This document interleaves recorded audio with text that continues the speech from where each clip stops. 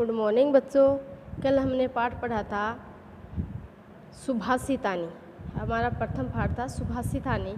कल हमने इसके बारे में पढ़ा था और ये तीन गुणा गुणज्ञ सुगुणा भवन्ति ते निर्गुण प्राप्य भवन्ति दोषा स्वादित भवन्ति नद्या समुद्र आसादे भवन्ते पेया, यानी इनके बारे में ये तीनों दोहों को हमने पढ़ लिया था, तीनों श्लोकों को हमने पढ़ लिया था, इनका अनुवाद भी हमने कर लिया था। अब हम आगे का पढ़ रहे हैं, वो अगला है जैसे पित्वा रसम तु कटुकम मधुरम समानम माधुर्य में जनयन मधुन मक्षिका असौ संत तथैव सम सज्जन दुर्जनानाम श्रुत्वा वचः मधुर सुक्त रसम सजन्ति। इसमें कल हमने बताया था कि जिस प्रकार मधुमक्खी है वो कट्टू रस को पीकर भी उसको किस में बदल देती है, मधुर शहद में बदल देती है, मीठे शहद में बदल देती है। उसी प्रकार सज्जन पुरुष है वो भी दुर्जनों के वचनों को सुनकर उसको भी किस में बदल देते हैं, मधुर वचनों में बदल देते हैं। अर्थात वचनों को सुनकर मधुर वचनों में उसको सर्जन करते हैं, उसको मधुर वचनों में बदल देते हैं। अगला है महताम प्रकृति से वर्धिता नाम परैरपि न चाहती निजम भावम सख्यासु लाकृतिर यथा। इसमें क्या बताया गया है, इसमें यही बताया गया है कि इसमें सज्जन पुरुष हैं वो अपने स्वभाव को बदलते नहीं है। सज्जन पुरुषों का स्वभाव कभी बदलता नहीं है। जिस प्रकार ऐसे व्यक्ति जिनका स्वभाव महान प्रकृति का होता है, यानी जो लोग जिनका स्वभाव बहुत अच्छा होता है, महान होता है, लेकिन वो दूसरों के द्वारा प्रशंसित किए जाने पर भी उनका स्वभाव है वो बदलता नहीं है, अर्थात वो अपने स्वभाव को त्यागते नहीं है। और ना ही उनके व्यवहार में कोई अहंकार आता है, ना ही उसे किसी प्रकार का घमंड होता है, और ना ही वो उनके व्यवहार में कोई किसी प्रकार का कोई क्रोध आता है।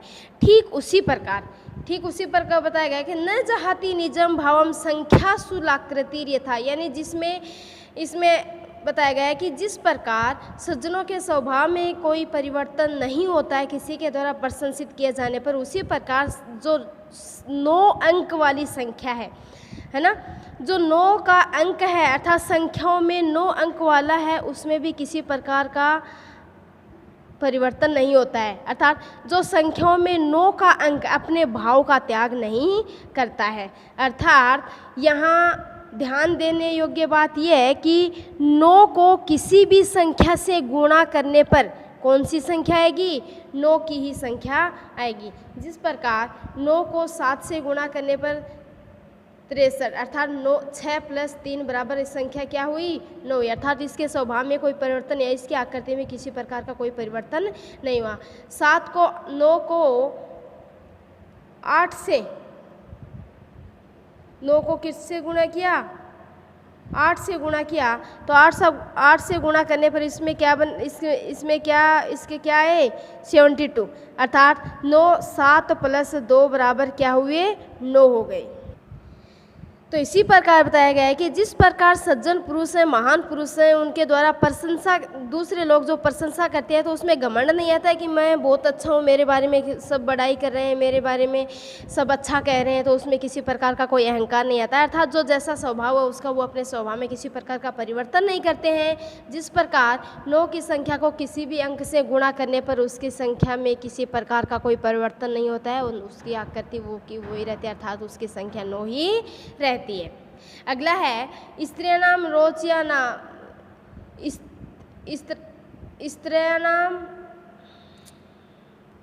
अगला है स्त्रियां रोचमानायाम सर्वं तद रोचते कुलम तस्यां त्व रोचमानायाम सर्वमेव न रोचते।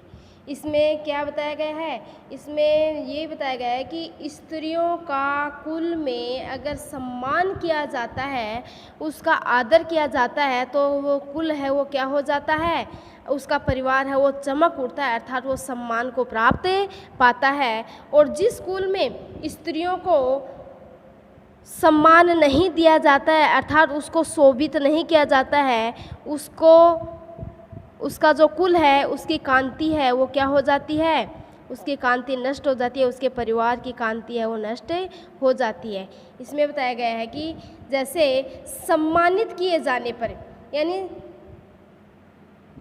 सम्मानित किए जाने पर औरतों में रुचि, उत्साह, गुण, कर्म, स्वभाव आदि का उत्कर्ष होने से पूरा वंश अर्थात परिवार है वो क्या करने लगता है, चमकने लगता है, अर्थात चमक उठता है। नारी का शिक्षा, संस्कार, सम्मान और सम्मान न होने से सारा कुल अर्थात परिवार है वो गुण, कर्म, स्वभाव की उत्कृष्टता के बिना कीर्ति रहित हो जाता है।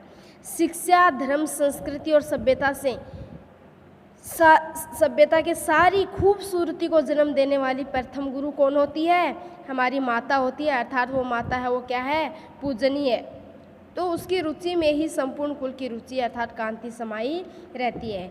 अर्थात जिस कुल में स्त्रियों का सम्मान होगा वह कुल चमक उठेगा, और जिस कुल में स्त्रियों का सम्मान नहीं होगा उसका कुल है वो कांतिग्रस्त हो जाएगा। अर्थात वो क्योंकि उसकी प्रथम गुरु कौन होती है, माता होती है। अर्थात स्त्री का सम्मान करने से परिवार की शोभा बढ़ती है और अपमान करने से परिवार की शोभा घट जाती है। इसलिए इसमें बताया गया है कि स्त्रियों को हमेशा सम्मान देना चाहिए। जैसे एक सूक्ति है, कहा गया है, यत्र नार्यस्तु पूज्यन्ते तत्र रमन्ते देवता, अर्थात जहाँ नारियों की पूजा होती है वहाँ पर क्या निवास करते हैं, वहाँ पर देवता निवास करते हैं। ठीक है। अच्छा बच्चों, तो आज का हमारा ये प्रथम चैप्टर हुआ कंप्लीट। अब हम कल इसके आगे के प्रश्नोत्तर करेंगे।